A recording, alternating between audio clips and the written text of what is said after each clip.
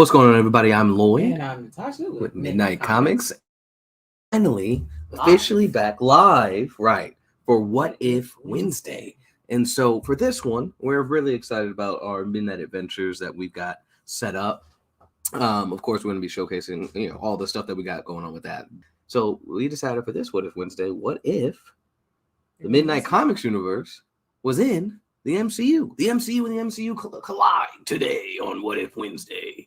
So we're gonna start from the Avengers movies, Avengers 1, and then kind of move forward that way. So the scenario essentially is, I guess it starts a little further to go backwards. What if causes our characters to kind of meld into the MCU? How would that look? How would the movies play out? And we'll try to keep it brief. We won't go too in depth. And of course, throughout the course of it, as this gets posted on YouTube and all that other stuff, we want to hear what you guys kind of think and how you think it would play out based on what you know about our characters and stuff. Again, universe is all jacked up between all of the different events that's happening that's causing the multiverse to act up. Quantum mumble jumble jargon and stuff like that. Our characters are in there and they've been integrated in. So they've been in the universe organically until now. Just their appearance isn't prevalent or really, I guess that's the word I'm looking for, really prevalent until we get to the first Avengers movie. So we can kind of skip over all of the stuff. Everybody's histories are exactly the same, right? So chronological order in regards to heroes, we've got Cap, of course, in the 40s. Captain Marvel and Blue Morpho in the 90s, which technically I forgot. Let me go backwards. We have the Butterfly in the 70s, right? So Cap, Butterfly, Blue Morpho, and Captain Marvel. If there was movies leading up to the Avengers, I guess. We're doing What If the MCU was in the MCU? There we go. That's the title. What if the MCU was in the MCU? Of course, in case you guys don't get it, Midnight Comics Universe. It's right there, right? It was in the Marvel Comics Universe. So, Marvel Cinematic Universe. There we go. So, what we're doing is using the catastrophe, right, of every multiversal blunder in everything Marvel going on right now, in saying that at the end of it or throughout the course of it, the Midnight Comics universe got integrated in and has just organically, and just think about it like the Convergence events or like Crisis on Infinite Earths, those type of storylines where the multiverse is reduced to a single world. Now, with an infinite multiverse, any number of things can happen. And so in this case, we're saying, what if our characters somewhere out there in the multiverse became a part of the MCU? What does that look like? So we're going to mostly start from the Avengers movies, right? But we're going to give a real quick recap as to like the order of the movies coming out, so you guys understand the time period a lot of our characters are placed in, right? And so you have, again, Captain America in the 40s, which, we can go back further than that. Technically, with the Unbeloved, they go way back. We're talking like older than Thor back. I mean, would be in that time period. So the Unbeloved, like issue 0 would kind of happen there. Origin story there. Boom. So now you move all the way forward. You got Captain America. You got the 40s, right? You move forward. You got the Butterfly, Hell Rider, Raw Bunch, all that stuff. That's in the 70s. Yeah. But so then you have the Butterfly and all that 70s. Then you jump to the 90s. Now the fun part about this is you got Captain Marvel and the Blue Morpho happening at the same time. So that's pretty neat. Now I don't think Captain Marvel would bother with it because one, she hardly ever on Earth. Oh no. Two, and I want you to think about it. The movies, as they stand at the moment, again, until we get to the Avengers joys, everything is still playing out the same.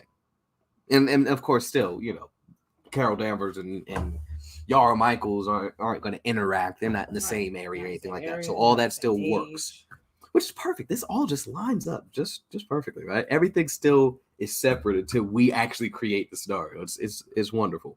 Now, the one where it gets a little fishy is when we get to, the Gray would come next because she's early 2000s. So is Soul. But I would say that is tough. When did we say the Gray? The Gray would be 2003. The Gray is 2003. So next would be the Gray in like the 2003. And then we have Soul 2004 until, right? And so now we get to Iron Man, Hulk, And in that same, I guess what we put Admani at would be in the same category in regards to when she actually her story picks up our scenario today. But they would also be in this same section in regards to time most frame. Of the other stuff that we have written wouldn't have happened. Wouldn't have happened yet. So, with that being said, all of the people that's on the front line right here in our story, what you see here from left to right here, the gray, blue morphle, soul, Admani, and the butterfly, all of them, and then of course that top. I forgot about the Ravenmocker. Ravenmocker would technically be active at this point too. Yeah, but he's not really. We're gonna leave him alone. We're not gonna go into that because we haven't revealed a lot for that story. But again, that front line right there, and then of course Izanagi and Izanami, and maybe Hiroko and Awashima. I might actually leave out about the same, and we're jumping into Avengers. Loki's coming down. Army is there. Sky is opening up. Aliens are popping up. All that other good stuff. Okay, why the heck are heroes there? So I'm going to say, because if you guys read Soul, well, if you guys, I won't say that because I can't say that because that's not actually out yet. So Soul has the ability to go and see what's going on, right? It's an anomaly in the sky. There's aliens coming out. He has the ability to do something. He's going to go out there. He's going to do it. So yeah. So what's going to be neat about that? I imagine he would still kind of be a rumor almost at this point in time. And I think we talked about this before, like when writing the story. Like obviously we were able to record stuff with our phones that have decent quality and stuff like that. But much like how people just like heard about Iron Man, like there's pictures and stuff of him and all that other good stuff. But like there was nothing like, I'll say it like this: Captain Marvel. Captain Marvel was a thing, but nobody paid attention. Like yeah, there's a thing, but nobody was really talking about that. Like you gonna tell me there was no camera, nothing that saw this big old thing coming from space or going out in space. So there was we had enough technology to see that kind of stuff. And there's nothing out there. But internet wasn't out there like that, whatever the case, whatever. So as Captain Marvel as my example, I imagine Soul would still kind of be on that same vein. Where out there, sir, you must be talking about Captain Marvel. I was talking about Captain Marvel. Yeah. I'm sorry. But to say there was very much. There's plenty of my internet in 2008 stuff like that. But I'm thinking about like the quality of cameras and stuff like that in comparison to now. It'd be like, that's fake. And so that's what I imagine people would be acting like in regards to how they perceive the existence of Soul or the exploits of him. He wouldn't as much as he is in comics in that case. I'll say that. Yeah, no, not at that point. But generally, because otherwise it would definitely be Nick Fury would have been knocking. Right. Hey, Taharka boy, I need your man. So we can go a little bit in depth with that because that's base story. That's not spoilers. We can talk about Taharka and that stuff. Yeah, you think? We could safely talk about Taharka and the company. We can safely talk about that. So, in my head, how this would work out. Taharka is Soul's best friend. You actually see the kid version of him in Soul issue 2. And he owns a company. Like he owns a massive company called Pharaoh Industries. And basically they focus on helping the African diaspora, right? So anything they do philanthropy work, healthcare, ancestry, research, optimal health, all that stuff that we need. He's helping out with. He's got the resources, he's got the money. Not to mention though, also they're in Atlanta, and they're in Atlanta. Everything else keeps happening in New York, so right? It's not too far fetched to believe that if he wasn't as active as he is in our actual story, they might just leave him alone. I imagine Fury might think he's a little unprepared for the Avengers Initiative, stuff like that. So I don't think Taharka would mess with S.H.I.E.L.D. I think he wouldn't mess with anything government, anything S.H.I.E.L.D. because they don't trust them because of other things that is spoilers, but they wouldn't mess with him. So there would be this constant kind of butting of heads. So there would be no real conversation with a Nick Fury or anybody. But I imagine, again, because he's technically a tech giant as well, so he would kind of be in direct opposition with like Tony Stark and stuff like that. Not in regards to like weapons, but in regards to who's richer, you know what I mean? Like that kind of thing in regards to advancements in technology, right? So like in Iron Man 2, he creates a new element, that type of thing, or what he's trying to do, what he does at Stark Tower. And it's like, oh, that's all y'all did? Watch this, right? So what I imagine is he would pick up on sensors or whatever like that, something wrong going on with the energy levels from the Tesseract that they was experimented, all that stuff he would have had an eye on, right? He's got and again, you guys will see this throughout the course of the story. His tech is advanced enough, his sensors, everything that he's paying attention to any advancement in the world and trying to either replicate that, do better, and constantly use that to improve what he has going on at Ferro Industries. So with all that being said, everything that was going on when Loki was first there, he's paying attention to what happened in Germany when Loki was kind of, making himself known and all this stuff. He's preparing the kind of entities that Loki and Thor are, right, and considering what they are into, and Taharka is fully aware. I can't say fully aware, but understands to the same degree as Soul the abilities that he has. So to see Thor and Loki, especially Loki announcing himself as such, he's like, yo, there's who else on this planet is going to be able to fight beings like this but you? Because Soul, in case you guys don't know, has two Egyptian deities inside of him, Amon and Ra. So it's like, okay, we got two Asgardians sitting here. Okay, well, we got two Egyptian gods, all right, in you. So let's go, you're the only person on the planet that can handle something like this. And of course, again, Hulk would have been a thing and been around and stuff like that. So just all of these things, Taharka in the story is helping Soul trade.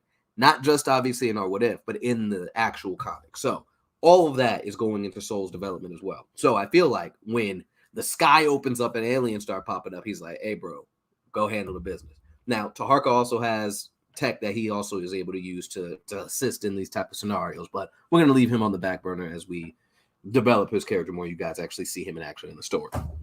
So Soul's going to be there, and obviously he's got a Amon-Ra inside of him. And to talk about his powers a little bit, when he reaches his hand up into the sky, like literally every bit of energy from the sun, and again, it takes 8 minutes for sunlight to get to us, every bit of that sunlight that's coming, all of that energy, all of that light, all of that absorbs into him. So in that area, it's completely dark except for him. That is dangerous, right? Because imagine the sun emitting all of its light right there. Imagine all of that heat right there in that singular point. And so that's what keeps the entire planet from like getting decimated. But whatever he stands on is melting instantly. Everything around him, like in the immediate vicinity, might be a problem. So his power is dangerous. We're going to be diving into that as well. But you usually see him immediately directed towards a target because it's still a lot of pressure. Hey, can he melt Loki? That is a good question. Can he melt Loki? No. Because if power scaling wise, if Loki scales to Thor, then that means Loki would survive it, because we saw in Infinity War Thor holding the thing open while getting blasted by a star, right? So technically, no, he won't melt him, but he could heavily damage him with his abilities. So Soul could solo Loki, because we saw Thor practically get incapacitated from it. And the only reason why he got back up is because he had Stormbreaker. So that's how he would survive that. That's how, but he could essentially get one shot and stuff like that. But all right, so we have that. For the Blue Morpho, I don't feel like she would really be involved in this one. I feel like because she technically throughout the course of her story, she keep an eye out, but she's a regular person, right? And so by this point in her story, kind of spoilers, but she doesn't really have a full base of operations. She kind of just is wherever she's needed, but she's not rich, so she's not going to be hopping in the butterfly plane and fly over. New York in the first one, right? Right. So this is 2012 at this point. If she's somehow in New York, I could see her helping like random. Oh yeah, ground level. Maybe displaced people. Well, you know what? Like you said, maybe they're displaced. She's traveling because it's the Avengers movie. She's just there because she needs to be. It's New York, so I could see her being in some of the smaller places, fighting the aliens and stuff like that. Yeah, fighting the aliens in the places that the Avengers are, of course, not paying attention to. Right. So there you go. This is Avengers movie. She's there because she needs to be. They're worried about being in the big city, right. In New so York she's on City in some of the more affluent areas and stuff. So her contribution feels more like she's going to be like in the Bronx. Right. So with that being said, she's kind of like the ancient one. Kind of, you don't really see her, but you know she's in the background doing stuff. I would like her to be a part of it. Like she pops up and like I think like that one scene where like Cap was in that like cafe or whatever like that, and he saved those people. I would trade that scene out instead of him, have her there where she pops up, see something while they're dealing with the bigger threat area, if you would. So swap that scene out and have her be the one that kind of swooped in, saved the day, and then like, oh my gosh, the Blue Morpho saved me. Da da da da. You know, that ground. I think I was debating because of basically what she stands for and her main goal of who she wants. To help. Right. She wouldn't be in that area necessarily. Okay, we could still just add a scene into the movie. Yeah, add a scene. She's right because we didn't see any of our areas necessarily in Avengers. We never do, but like this is New York. Like what? But anyway, yeah. So imagine that scene, except in an area that has more of us in it. But anyway, that's what we have going on there. I imagine the Gray might have, because she is a physicist, she's been, she's in that field and stuff like that. I feel like she would have gotten involved when the disappearance of Selvig happened. And she's just kind of like, hey, what's going on? I can see her. She knows Jane. S.H.I.E.L.D., and then, honestly. Yeah, you think she would actually work for S.H.I.E.L.D.? I agree with that, actually. Yeah. Why not? Yeah. In her eyes, I mean, think about who she works for in her own series. Bro, so it's not about, it's about where she thinks she can go to make a difference. And she would definitely feel like S.H.I.E.L.D. is one of those places. She'd be like, I can go out there and help. If Fairy be like, no, bro, you don't need to be out there. You need to stay here on the ship. Yeah, on the helicarrier. She has the suit, but she doesn't have the suit. The suit. She's got the prototype suit. Background and everything, ready to go out and fight and do stuff. She's got the blue and black joint on. She got the blue and black suit on. So initially her outfit was like blue and black before the suit that you guys see on the left-hand side here with the gray, black, and red. But yeah, she has the prototype suit on. And she goes out there and starts helping and stuff like that. But yeah, she gets involved because I like that. She works for S.H.I.E.L.D. I love that idea, actually. That's cool. That's so cool. Because we talked about this slightly with the time and space. The Tesseract is time and space. She has black holes as her gauntlets and stuff. Actually working for S.H.I.E.L.D. Oh, that's perfect. We got around to she's a researcher. She's a researcher. And she's one of the people that got out with Fury and Hill in the beginning of the movie. I like that. She's one of the researchers there. Yeah, that's smooth. Oh, that's smooth. All right. Anyway. Ooh, that's so cool. All right. I will say, if she were to sneak out, despite Fury's orders to go help, she's going to have to get saved. She's gonna have to get saved. Yeah, she's gonna have to get saved. By who? Who? How do you see the scenario there? She's gonna go out there. She can't fight. Mind you, she can't fight.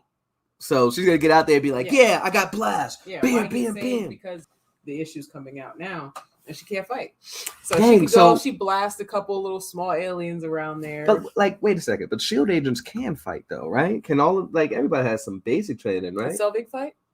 Well, Selvig got hired because of his smart. Right. Who was in charge of S.H.I.E.L.D.? Right. Hydra. That's who was in charge. Yes, but technically Fury. The brother ain't gonna not, The brother is gonna get some family in there and not hopefully not discriminate. In the case of Fury, he's not discriminated. Yeah, okay, that's fair. So she get tired on like Selvig kind of got.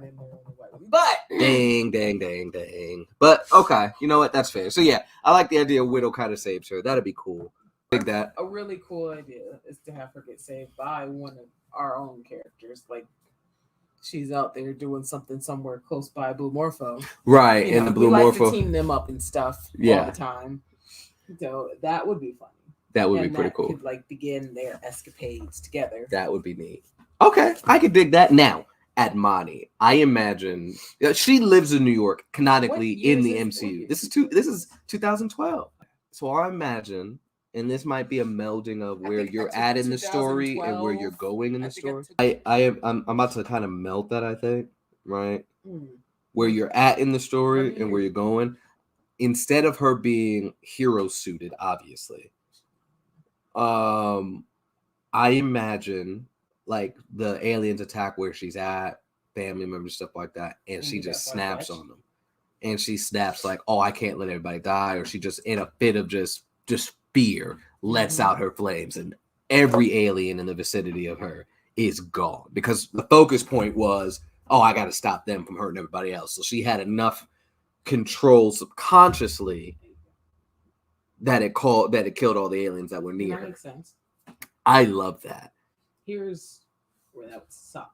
Yeah, so that's what I'm thinking. So again, if you guys have checked out any of the stories and stuff like that, you see what we're kind of doing. We're kind of giving you that little bit of the origin that you already got, but melding it into this while also saying that they already have some of that same history in the background. So all that being said, I don't think, let's fast forward the battle a little bit. The Avengers do their thing, and so of course they're avenging, right? So they got Loki, they're stopping him. I don't think Tony, not the Revengers. That the Revengers, right? I don't think Tony's gonna have to be the one to stop the nuke. Nah, Soul would do that, and Soul I feel like deal with that. He could destroy it without it exploding. I agree.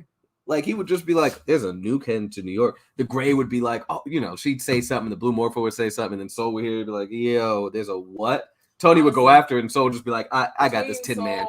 Oh, that would be hilarious. Between Soul or Shamika, honestly, either or both of them can deal with it. Yeah. Now that's where the problem would go, because he would be like, I would just incinerate it, and then he wouldn't send Tony wouldn't throw the nuke into the hole for them to destroy the mothership to cause the aliens to just all ban out. So that would be a massive change. Right. But so that would probably honestly mean that the aliens would come back. Right. Well, no, they would still have to close the they still would have the ability to close the hole. But they're still alive, which means first they have to fight off the remaining aliens. Now that's the change. The mothership is still up out there. Right. Meaning they can come back. They can just travel all the way back later. Yeah. They have to find a way to get back. Right. Without having to, because if they try to just travel there specifically, considering where they came from, yeah, it would be a while. So they're fine. So that part wouldn't hold too much. We don't know how long that alien race lives, so but they might die. Well, they work for Thanos, so that's cool. They'll be fine. The Chitauri aren't really that much of a threat by themselves, but I think they would still close the gate. The nuke would be destroyed, but it would still cause them to do a little bit more work after the fact. I think everybody worn down and stuff like that. Whatever, the heroes are victorious. Everybody kind of have a conversation, because obviously they all didn't form at the same time, but I think it'd be a cute nod to sit there and say, of course, the Avengers were kind of avenging Coulson and all that other stuff. I feel like it would be cute to call our MCU group the Defenders. I think it would be a cute nod. So let's we don't have the Defenders in the MCU. Exactly. And so our MCU crew, it may be shut up. So now we have the Avengers, the normal Avengers that we have on the right-hand side. And on the left, we have the Defenders. Usually the street crew, but they have Soul on their side. But they have Soul on their side. Right. A little less street. It's a little less street, but... I mean, having Fatima on their side also makes it a little less street. But the amount of control and experience she would have at this point, she's better off on the street side. Yeah, agreed. So what we could do now is... Now what also makes this interesting now, because how did they lose the scepter between Avengers 1 and 2? Somehow, because Hydra is one with S.H.I.E.L.D., so that's how they lost the scepter. Yeah. So with that being said, I don't think our Defenders crew, that's what we're going to be calling them, our team Midnight Comics crew in this universe at the moment are the Defenders. So if I say that, don't get confused with Marvel Comics Defenders. That's not what we're talking about. So I don't know if the Defenders would be involved in re-getting or recapturing the scepter. The Gray, however, would, because she, in this case, works for S.H.I.E.L.D. So she would be privy to this, and she would probably be a part of this mission. If, tech support, or being like, hey, the energy signal's coming from here, you go check this out, blah, blah, blah, blah, blah, blah, blah, blah. So I feel like she would have some cool interactions with Tony Stark. That would be pretty cool. Again, they find the scepter. I'm trying to get to the point, obviously. Age of Ultron. Everybody's hanging out at the party after the fact. We've got the scepter back. Everybody's acting like, hey, can we lift the hammer? All that other stuff.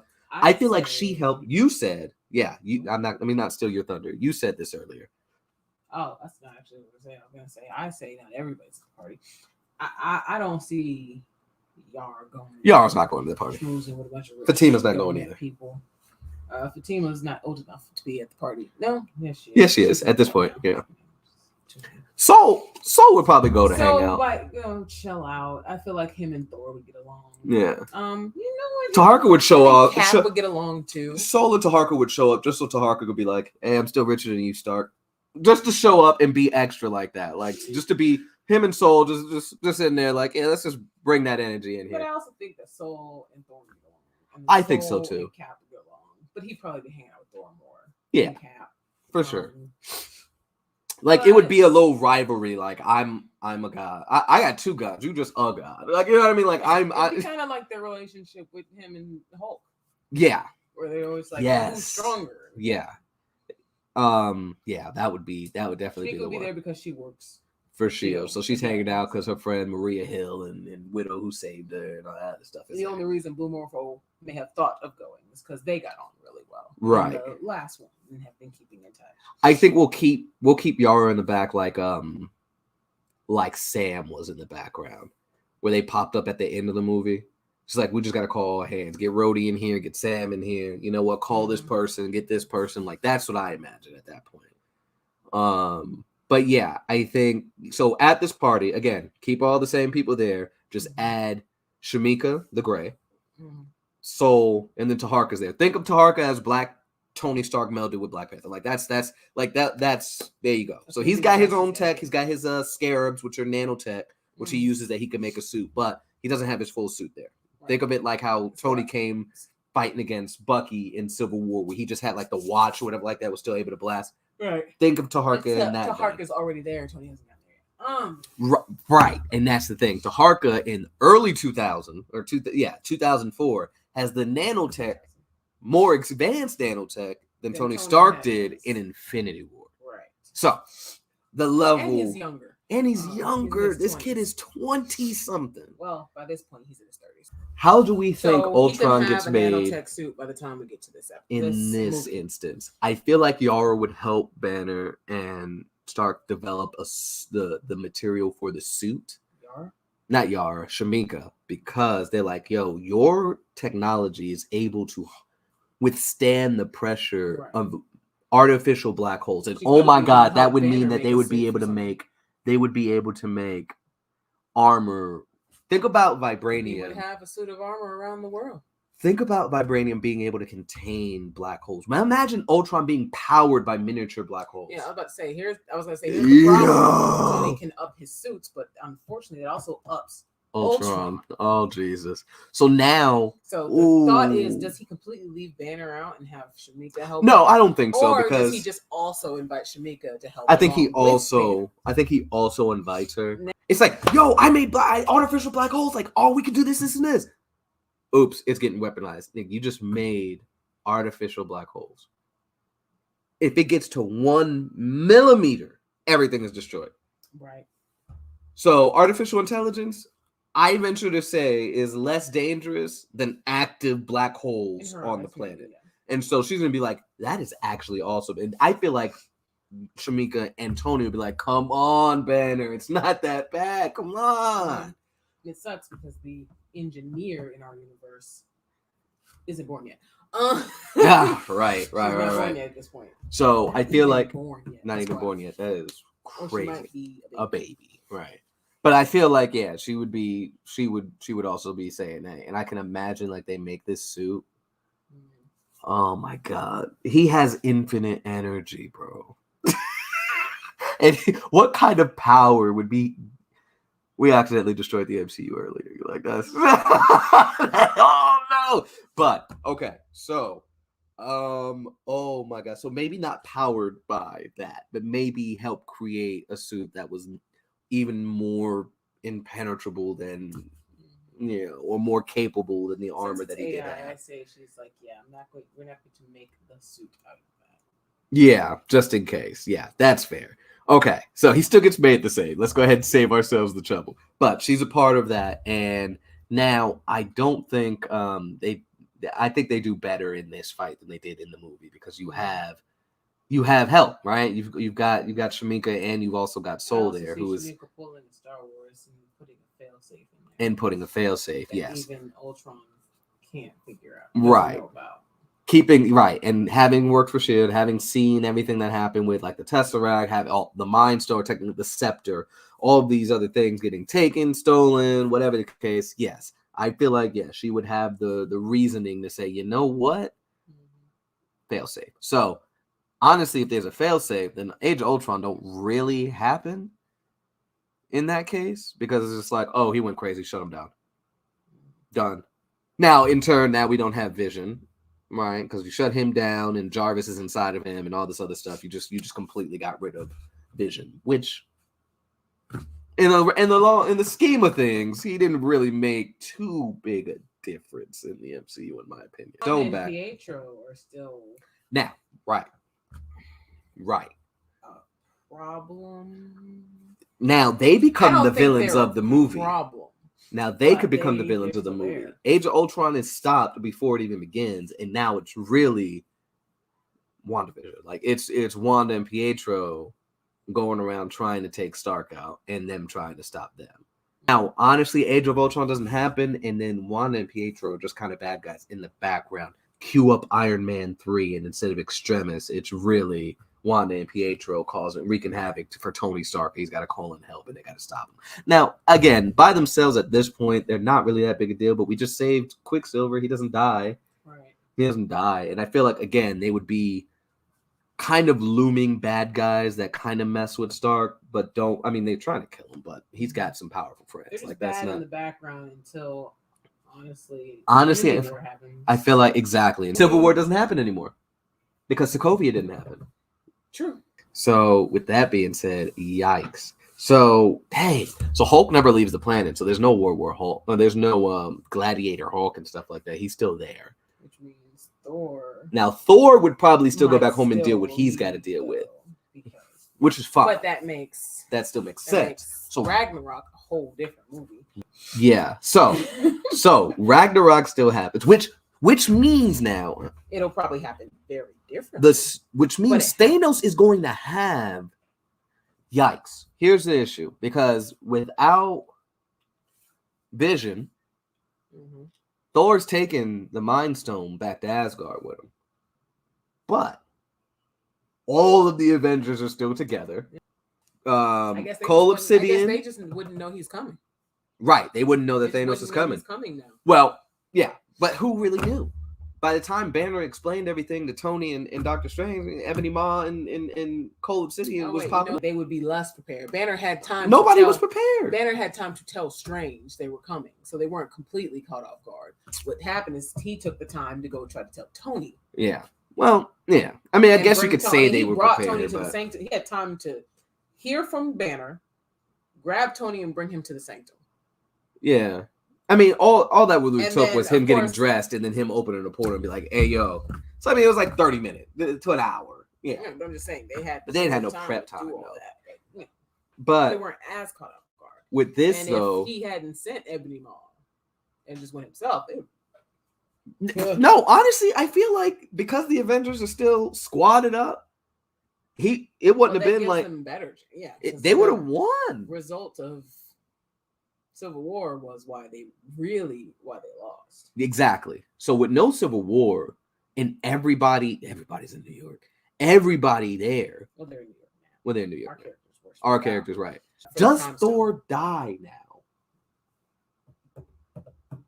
There was no Hulk to fight Thanos on the ship. Damn. Does Thor survive Ragnarok? Because Hulk wasn't there to help. I guess we do have to go into how Ragnarok would go down in this. That would happen. Just the only difference is he didn't fight the wolf. Like, okay, whatever. They could have taken that wolf thing out. They could have taken the wolf thing out. And then he still probably had the same idea to have Surtur and everything Hela else fight. could have had. That still plays pretty out. Much the same, except that Valkyrie takes out the wolf. He didn't find Hulk. He didn't have to fight Hulk. Instead, he fought whoever the champion. Gladiator or Beta Ray Bill. I'm trying to remember who was where. I think it was Beta Ray Bill. So Beta Ray Bill was probably the last champion. There is a chance that Thor could have convinced him to help them because Beta Ray Bill isn't a bad guy. Yo, him being there is just him doing what he has to do to survive, much like Hulk in a sense. Hulk was having fun. Bro, can you imagine And then later on, we can have an actual World War. Beta Ray Bill shows up with Thor and Groot, bro. Bah, bah, bah, bah. Honestly, I don't even think they would need them at that point because I don't feel like right and give him Stormbreaker. Well, I mean, they would make both of them a hammer. The elves would just make him a new hammer, and he can have Stormbreaker as he is supposed to. So okay, so moving backwards really quick. That's what happened. Him in the comics. So yeah, okay. So let's go back really quick. Let's go back to the beginning of Infinity War with everybody still being cool. Now, here's the difference. Spider-Man doesn't get recruited. But I imagine Spider-Man's still popping up to help out with stuff that's happening in New York because it's his neighborhood. But it wouldn't be the same type of relationship, and he dang sure wouldn't have the suit. He would still have his old school suit. Damn, did Spider-Man even happen? The movie? It would be very different. It would be very different. Wow. Like, the Vulture can still happen. The Vulture can still happen. And so, he would have to grow up as Spider-Man a lot quicker without Tony's involvement. Right. So it would just be like your everyday neighborhood Spider-Man. It'd be the old school Spider-Man story. Instead of Tony coming to his rescue, and a lot of people didn't like that, so people might like that. So you know what? We fixed Spider-Man. Spider-Man being Spider-Man by himself as Spider-Man, okay? So we have Spider-Man not in actual suit. Well, do you think at this point he would have sewn together the actual suit that we know? Or is he still wearing the hoodie and mask? I think he's still wearing the hoodie stuff. Bro, that's crazy.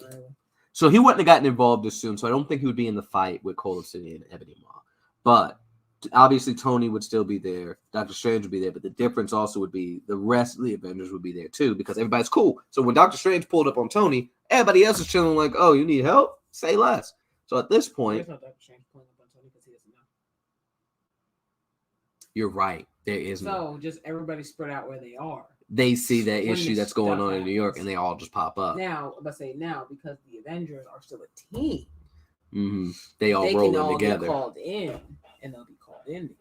And one of the additional people that will most likely pop up, because now S.H.I.E.L.D. is gone, because Winter Soldier still happens. Mm-hmm. So when Winter Soldier still happened, who else showed up at Winter Soldier? Sam was there. So you got Sam there. You got Fury, obviously, in the gray. Well, Fury's not there, but you know what I mean. No, I'm sorry. But yeah. So anyway, the gray would probably just be because of what happens. She's integrated in now at this point with them. She worked for S.H.I.E.L.D. She did the stuff. She took some fight training with Widow and Cap. She's in there. She's integrated into the Avengers, guys. So she's almost the liaison between our Defenders team and the Avengers. Who, again, the Defenders team has kind of just been chilling doing their own thing at this point because it hasn't really been anything since the potential of Ultron. When Infinity War pops in, that's when they finally get called. Right. So Cole Obsidian gets dropped. Ebony Maw gets dropped. But we have to drop them first, I guess. Oh man, you know what? With that being said, actually, let's take a step back. He sent both of them to the planet at the same time. He sent both groups to the planet about the same time. He did. Because Cole Obsidian, because Corvus Glaive and they had to split up and go after different stones. So this time he sends all four of them to the same spot. Or you could just send Ebony Maw. Okay, we could just stick with let's stick how they did in the movie. So Ebony Maw and Corvus. He only sent two groups because there were two stones. In this case, so he would either send the two of them. Yeah, send the two. Or he would send Maw because he knows Maw can handle it. Yeah. No. We'll say he still said Cole Obsidian and Ebony Maw. But again, it's them versus all of the Avengers and Doctor Strange and Wong. They're getting washed. Well, the Defenders ain't there. No, they'll call them in. They'll call them in after. So it's just like, hey, they talking about this guy Thanos. Which, if you go back to, what was it, Doctor Strange, the first Doctor Strange, or the Thor movie, where he brought up knowing about threats in space and stuff like that and whatnot. So he should have known about Thanos, right? Doesn't matter. Anyway, Ebony Maw brings up Thanos plenty, and it's just like, okay. That's a problem. So I imagine they defeat Maw or Obsidian, and they're the Raditz. They're the Raditz. Someone stronger than me is coming. Right. Our Lord Thanos will be on his way. He'll be here in not 1 year, but like a week. He'll be here soon. Hours. He's going to get the stones. It won't be a year like saying. It'll be a couple hours, but Okay, so they ratted him. Yeah, he's gonna be ratted instead. Because he talked a lot. Oh my god. People who think they were smarter than everybody, they tend to do that. Okay. So it's just like Thanos will have his way. Bah, bah, bah, bah, bah, bah, bah. Tells him that Thanos is coming. Oh, snap. So now Shamika gets on the phone and be like, hey, we need everybody here. And so everybody is rallying their forces like, hey, there's going to be something major coming. You know. And so whatever that scene looks like, dang, I think the Guardians are going to die, huh? Because they kind of just rush in to try to fight Thanos by themselves. Wow. They go to the collector's spot. They go nowhere. But he left them alive on nowhere. He ain't have... Wait, Groot and who else? And Rocket went. With Thor. With Thor, right. So they'll be with them on nowhere. They wouldn't know to go to Earth either. They left them alive. He left them alive on nowhere. He left them alive on nowhere and just took. And just took Gamora. Excuse me. Damn, they wouldn't know. To go get Nebula would tell them. Nebula would tell them to go to Earth because they would know. She know where it was? Well, she knew that he was going to go to Titan because that's where he was supposed to be meeting the other ones at. But with them being killed and defeated now, he would then know that they were defeated on Earth, and he would say that instead of saying he's going to Titan. Like the same way she found out that they were going to Titan. That he was going to go to Titan would be the same way. Yeah, that's why she knew. That's why she told them. Said but something. They were defeated in the original too, and he didn't know they were defeated to not go to Titan. Because he did tell them to meet him on Titan. So I think no, the other two would say something because he didn't send in our scenario. He didn't send Corvus Glaive and Proxima Midnight. He sends them to Titan to meet up. No, I feel like they would report back to him and say, "Hey, we haven't heard back from Ma and them back on Earth, so we need to go there." And so then instead of meeting on Titan, that's the way you could do that. That's the way how to we do that. They get the Guardians there. They come to nowhere, tell him that they all leave, and so they're like, "All right, time to go home, Peter." Time to right. And so now that's how the Guardians end up on Earth. And they would probably beat him there because he still has to, just like they beat him to Titan, right? Because he still has to go get the Soul Stone, right? And so, okay, there you go. Spider-Man helped out in the initial battle with Ma and them. Just fast forward past that. He's like, oh, snap, I'm in with the crew. And that's how he'll get his upgraded suit. Just to be like, hey, we need everybody to be ready for this potential fight. And your hoodie is not going to cut it. Like, that's kind of how the relationship goes. There's not no father-son thing going on, anything like that. Nothing deep. Just, we need everybody to be suited and booted for this one. This is where the Gray will finally get her suit in our universe, where it's actually made up of some decent material. Everything is fire and stuff like that. Also and again, made by her. Made by her. Tony. And again, this is when the whole Defenders crew comes in there.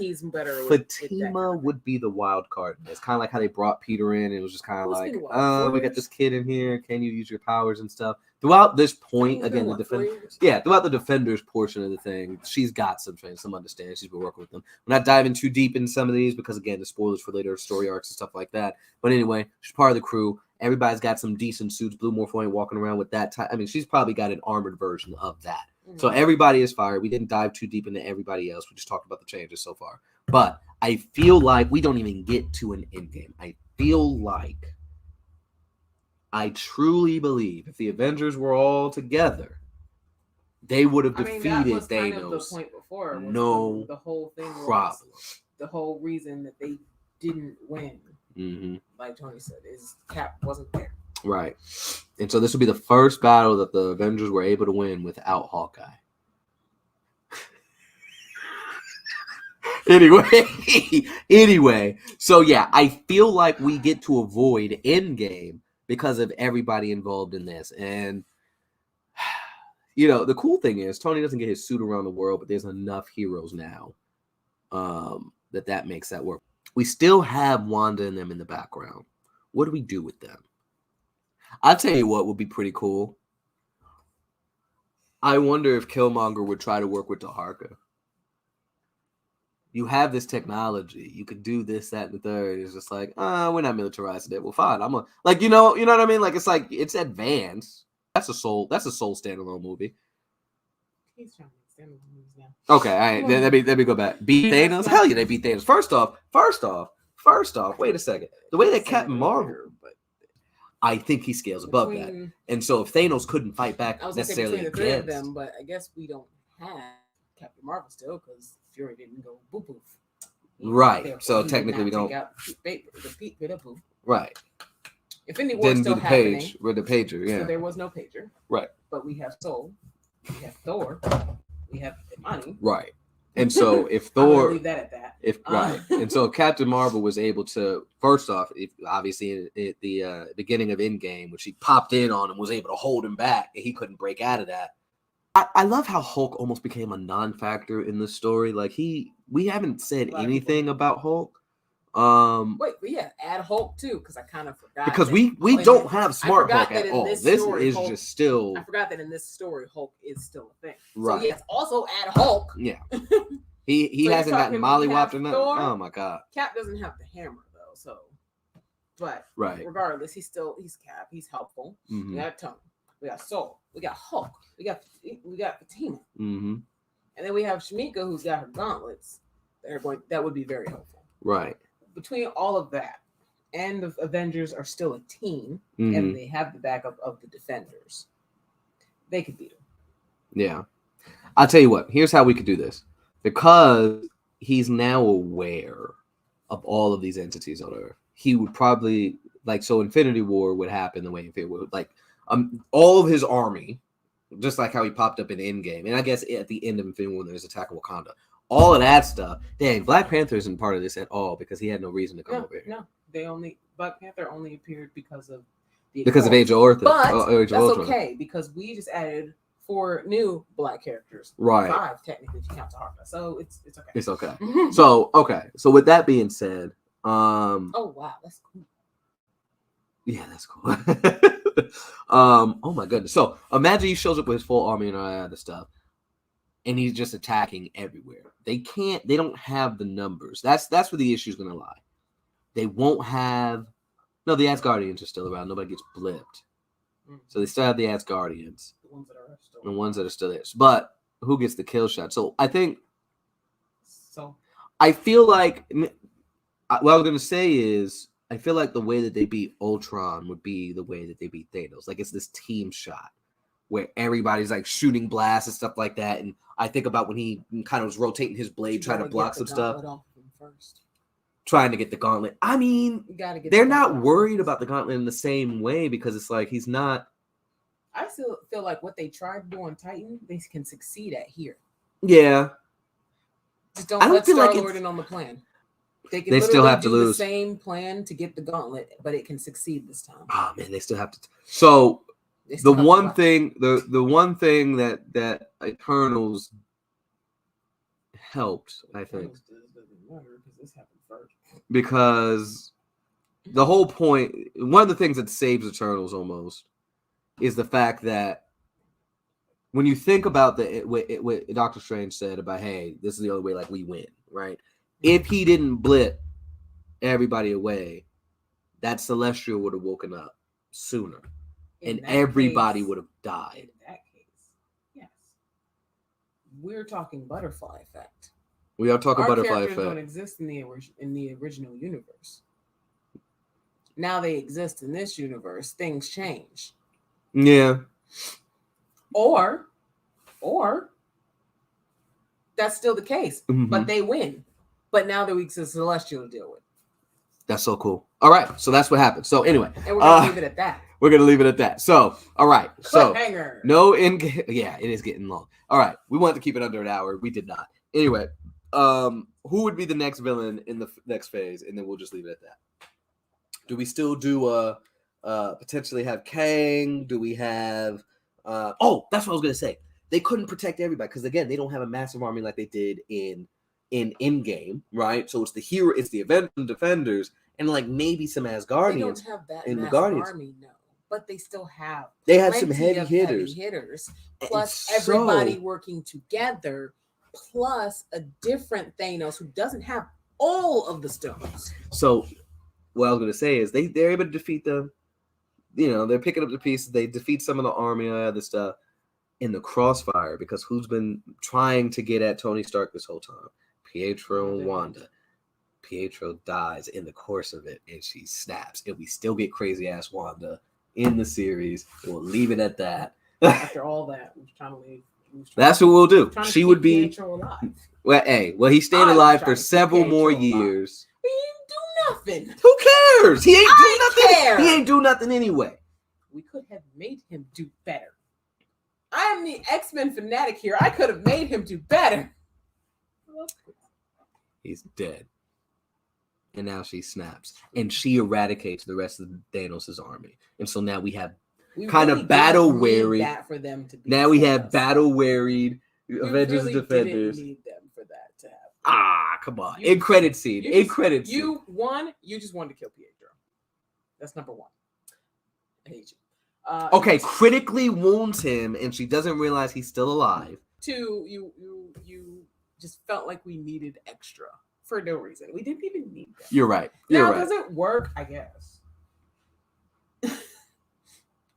It does. Well, there we go. That's what we're in the chat. Which one do we want? Do we want that Wanda the Pietro? Celestial, right? I forgot about that. We want Wanda and Pietro to come and help them. And everybody's battle torn and the Celestial pops up. Put that back.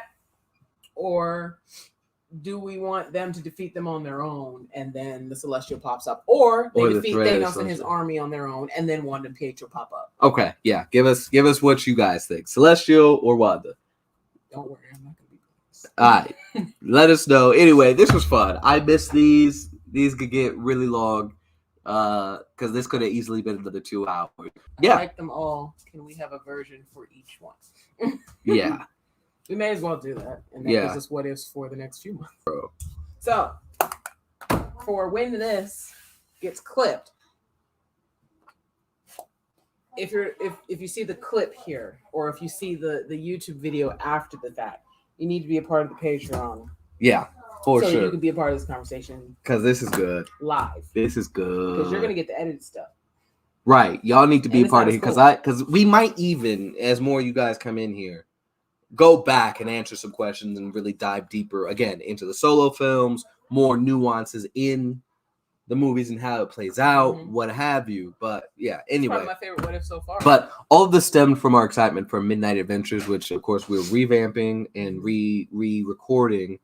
With a full voiceover cast. You guys are going to be excited as we begin announcing who all is a part of that cast and all the characters that are going to be involved. If you're on Patreon, you will be the first to know who the new cast is, see all those announcements, possibly have a little sneak peek cast script party. Script reading. You'll also be the first one to hear the new voices episodes before they go live on all of our podcast platforms. Yes, so that's going to be a thing. We're going to have these the podcast platforms. We're going to be on there. You're going to be able to check out all of our stuff on there. What we're reading is going to be heading over there. Obviously, the Midnight Adventures is going to be heading over there, and a lot of our content is going to be heading over there. So it's going to be pretty exciting. A lot of stuff coming. Also, all be right here on YouTube. And be here on YouTube, of course. So, yeah, if you guys just want to listen to something on the way to work in the morning, this is going to be perfect. All of our stuff is going to be perfect. So, a lot of fun stuff on Patreon. Again, we will be bringing back our community character creation night. This is going to be a heavily edited video. But again, if you guys join the lives, you guys get to be a part of our family. Minutes, okay? Anywho, guys, again, thank y'all. But anyway, thank you all for tuning in. Very excited. And remember, until next time, midnight is coming.